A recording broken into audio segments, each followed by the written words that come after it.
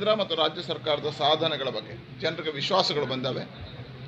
ಇವತ್ತು ಈ ದೇಶದಲ್ಲಿ ಕೋವಿಡ್ನ ಸಂದರ್ಭದಲ್ಲಿ 100 ಕೋಟಿ ಲಸಿಕೆಯನ್ನು ಕೊಟ್ಟಿರ್ತಕ್ಕಂಥ ಪ್ರಧಾನಮಂತ್ರಿಗಳ ಕಾರ್ಯವೈಖರಿ, ಜಗತ್ತಿನಲ್ಲೇ ಅತಿ ಹೆಚ್ಚು ಲಸಿಕೆ ಕೊಟ್ಟಿರ್ತಕ್ಕಂಥ ದೇಶ, ಉಚಿತವಾಗಿ ಕೊಟ್ಟಿರ್ತಕ್ಕಂಥ ದೇಶ ಅನ್ನತಕ್ಕಂಥ ನಂಬಿಕೆಗಳು ಜನರಲ್ಲಿ ನರೇಂದ್ರ ಮೋದಿಯ ಕಾರಣಕ್ಕೋಸ್ಕರ ನಮ್ಮ ಪ್ರಾಣ ಜೀವ ಉಳಿದಿದೆ ಅನ್ನುವಂಥ ವಿಶ್ವಾಸಗಳು ಜಾಸ್ತಿ ಆಗಿದ್ದಾವೆ. ಸನ್ಮಾನ್ಯ ಯಡಿಯೂರಪ್ಪರು ಕೊಟ್ಟಿರ್ತಕ್ಕಂಥ ಅಭಿವೃದ್ಧಿ ಕಾರ್ಯಗಳು, ಅದನ್ನು ಮುಂದುವರಿಸ್ತಾ ಇರ್ತಕ್ಕಂಥ ಬೊಮ್ಮಾಯಿಯವರ ಆಡಳಿತ ಇವತ್ತು ಜನರ ವಿಶ್ವಾಸವನ್ನು ಗಳಿಸಿದೆ. ಕೇಂದ್ರ ಮತ್ತು ರಾಜ್ಯ ಸರ್ಕಾರದ ಅಭಿವೃದ್ಧಿಯ ಮಂತ್ರದ ಅಡಿಯಲ್ಲಿ ನಾವು ಈ ಚುನಾವಣೆಯನ್ನು ಎರಡನ್ನೂ ಗೆಲ್ತೇವೆ.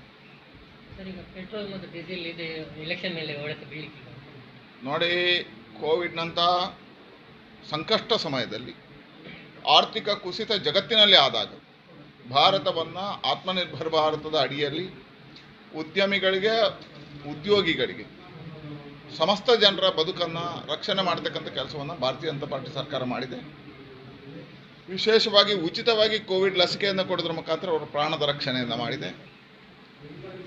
ಆರೋಗ್ಯ ಇಲಾಖೆಯಲ್ಲಿ ಅಭೂತಪೂರ್ವವಾಗಿರ್ತಕ್ಕಂಥ ಸಾಧನೆಗಳನ್ನು ಮಾಡಿ ಇವತ್ತು ಅತಿ ಹೆಚ್ಚು ವೆಂಟಿಲೇಟರ್ಗಳನ್ನು, ICUಗಳನ್ನು ಮತ್ತು ಆಕ್ಸಿಜನ್ಗಳನ್ನು ಕೊಡ್ತಕ್ಕಂಥ ಕೆಲಸವನ್ನು ನಮ್ಮ ಸರ್ಕಾರ ಮಾಡಿದೆ. ಹಾಗಾಗಿ ಈ ಸಂಕಷ್ಟದ ಮಧ್ಯೆಯೂ ಆರ್ಥಿಕ ಪುನಶ್ಚೇತನ ಕೊಟ್ಟಿರ್ತಕ್ಕಂಥ ಸರ್ಕಾರದ ಕಾರ್ಯದ ಮಧ್ಯೆ ಒಂದಷ್ಟು ಬೆಲೆ ಏರಿಕೆ ಆಗಿರುವಂಥ ಜನ ಸ್ವೀಕಾರ ಮಾಡಿದ್ದಾರೆ.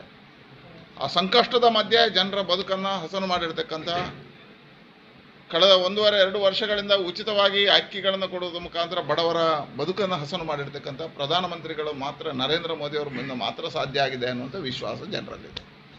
APMC ಮತ್ತು ರೈಲ್ವೆ ಜೊತೆ ಒಡಂಬಡಿಕೆಗಳು, ಮಾತುಕತೆಗಳೆಲ್ಲ ಮುಗಿದಿದ್ದಾವೆ. APMC ಅವರು ಅದಕ್ಕೆ 50% ಹಾಕಲಿಕ್ಕೆ ಸಿದ್ಧರಿದ್ದಾರೆ. ಕರ್ನಾಟಕ ಸರ್ಕಾರದ ಮಧ್ಯೆ